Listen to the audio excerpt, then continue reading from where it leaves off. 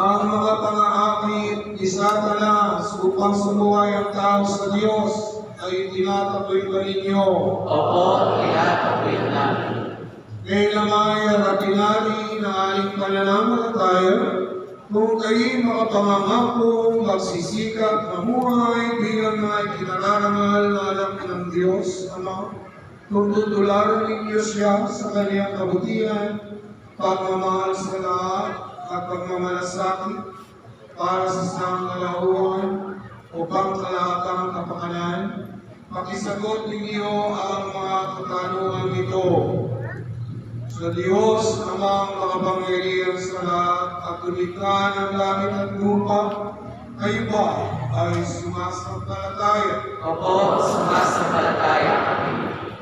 Kung kayo mga pangangakong magsisikap na muhay bilang mga tunay na kapatid ng Panginoong Jesucristo, kung gagawin ninyo simulain sa buhay ang kanyang katuwiran, katarungan at paglilingkod sa lahat, alinsunod sa kanyang pagmamahal, pakisagot ninyo ang katanungan ito.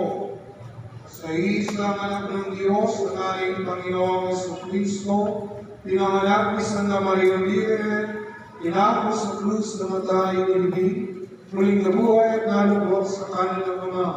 Kayo ba ay sumasampalataya? Opo, sumasampalataya kami. Kung kayo'y makapangangakong susunod sa paduway ng Espiritu Santo at kung sisikapin niyong mapaunlad ang kaloob ng buhay at pagmamahal upang maging ipagmamalaking anak ng Diyos Ama at kapatid ng Panginoong Hesus, pakisagot ninyo ang katanungan ito. Sa Espiritu Santo, sa banal na simbahang Katolika, sa kasamaan ng mga banal, sa kapatawaran ng mga kasalanan, sa muling pagkabuhay ng mga namatay, at sa buhay na walang hanggan. Kayo ba ay sumasampalataya? Opo, sumasampalataya kami.